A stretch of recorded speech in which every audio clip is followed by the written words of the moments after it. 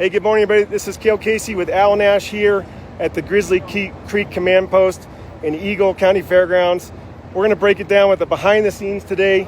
Al's going to explain to you the catering system that we use to feed firefighters during a pandemic. But real quick, today is a critical fire weather day. Prevention is the key. The firefighters are going to be very concerned out there about high winds, low relative humidities. This is a very, very critical fire weather day. Please, please, please do not break the statewide fire ban. Spread the word. Today is a critical day. We're going to show you how the catering unit has changed over the years. And I'd like to introduce longtime veteran firefighter and public information officer Al Nash. Al, what's changed over the years? So, I've been out on fires for longer than I probably care to admit.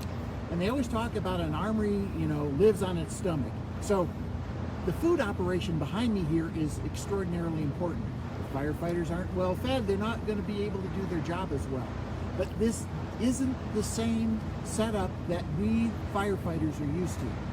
Now, on a big fire camp, we're used to having a kitchen that provides us a hot breakfast and hot meals if we're lucky enough to be based in fire camp. Those out in spike camps get other arrangements. Sometimes they get what we call hot cans, so they get food in big pails that's insulated. It's made here, trucked out to them so that they can get a hot meal on the line. And break that down. We're talking 5-gallon buckets, right? 5-gallon buckets of food. It's an interesting process all by itself. Now, historically, if you're at fire camp and it's time for breakfast, and it's late breakfast now, there's still a few folks here, you're going to see a very long line of people. Right, so normally there's a big line of people here, all lined up, shuffling their feet, trying to get ready to get coffee and something to eat. There's usually a hand wash station that some people pay attention to, and then you go to a big window and they ask you what you want and they deal it out. Not so this year. There is a mandatory hand wash station, but because of COVID concerns, they're only allowing a maximum of 5 people, 5 on that platform at a time. So there's hand wash sinks, but you can't use all of them. You have to be spaced out. You have to wash your hands or you don't get to go to the next window. It's kind of like a drive-up window at the Dairy Queen or something.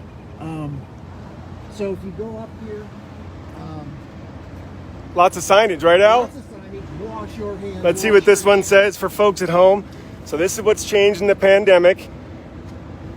Hand washing. What once encouraged is now enforced. And I've got to put this on to get up here. It says, this is a mask up area partner.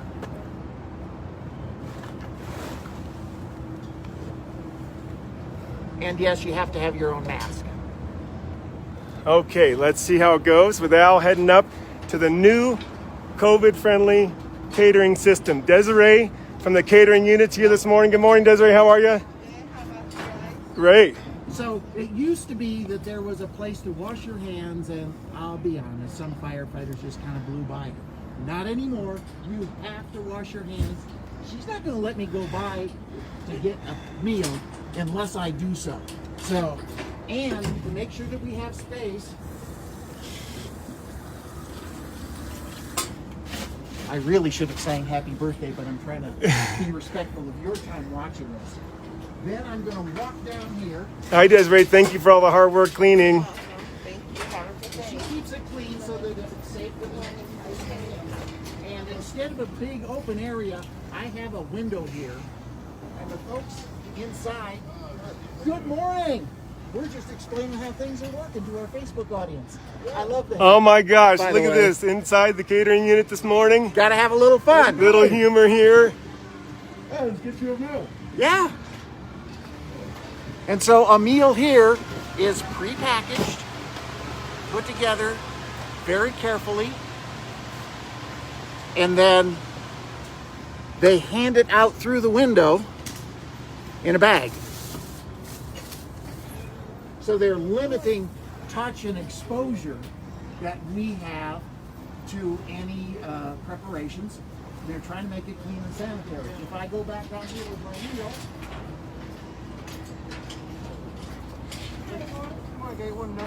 we still end up in a no-touch area. Notice the no-touch zone. So Okay, let's show them that real quick. So that's a big change from years past. We used to have big tents here, right? Right, so we'd have a big tent, and you'd go in and get your own milk or coffee or utensils or salad. And one game that we play, Al, is we go ahead and we try to guess the daily count of firefighters that have come through every day. My guess is 164. 107. Oh boy, so we have a meal counter, right? And a relief meal counter. Okay. That's how the caterer gets to get their meals clicked. And again, they're trying to keep track, so I can't go in here and just grab like I did in years past. So if I want utensils, I get utensils. I get fruit. Right. I got danishes and muffins. I got yogurt.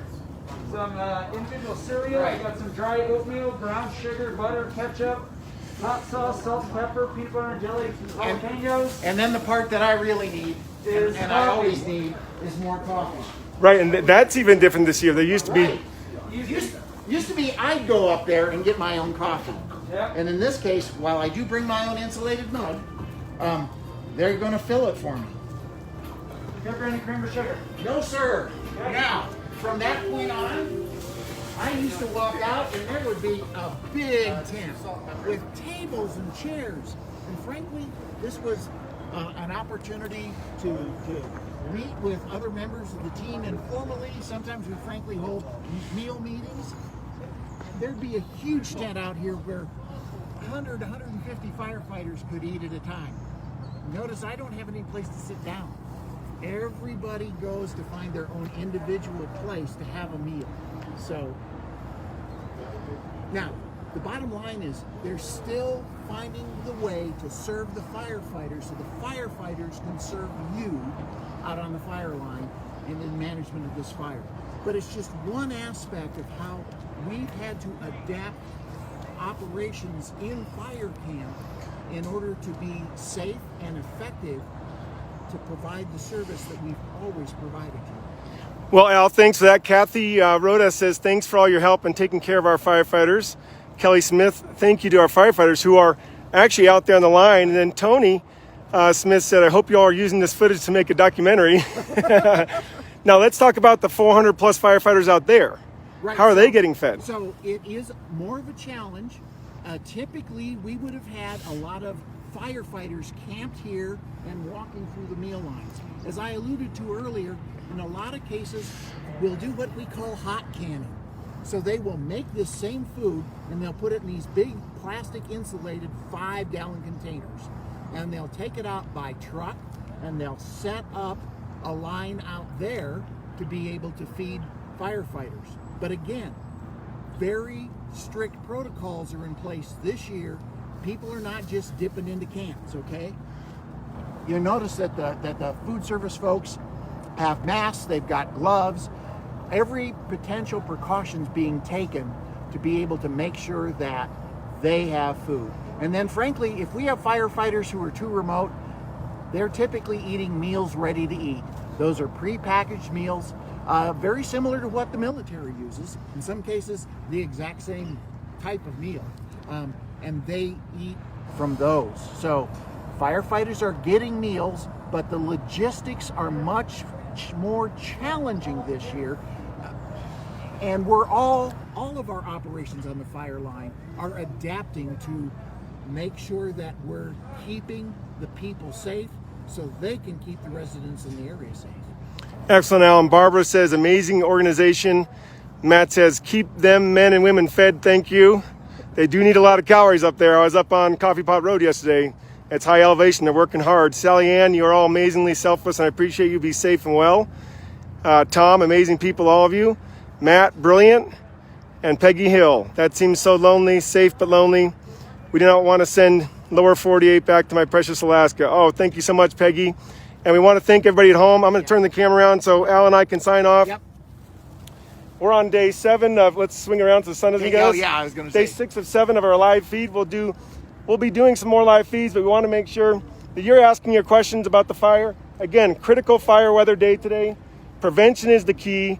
Please, please, please have all your friends and family spread the word. Critical fire weather, pray for the firefighters today. There's going to be potentially 30 to 40 mile an hour winds. We have crews way up in Division November. Right. They're tucked in there trying to clean up that line to protect Glenwood Springs. And we have a community meeting tonight Right. in Eagle. Yep. But so this could be the most challenging day that this fire has seen in a few days. All our crews are positioned. They're well aware of what's happening, and they'll address any challenge that comes to them. So you could see some smoke today in parts of the fire, but you shouldn't be alarmed. It's something that we expect could happen, and firefighting personnel and equipment are in place to address that challenge. Exactly. And on one last note, we showed you a very crazy video of an outflow here at Eagle County Fairgrounds. Our camp is in good shape. Things did blow around. It was a little bit alarming, but we just want to let you know we thank you for all the support. We thank the folks who have brought firefighter stamp postcards. That means a lot to them. We thank all the people here who drive up Coffee Pot Road, who drive up No Main, who get all the food out to the firefighters every day safely, going way up the windy roads. And we thank you most of all for staying engaged with us. Our goal is 100% containment for you. We'll see you tonight at the community meeting. Very good. And thank you, Al. Happy to be here. And We're glad you're watching. Thanks to our great PIO crew who answers your questions and works behind the scenes. Thank you so much.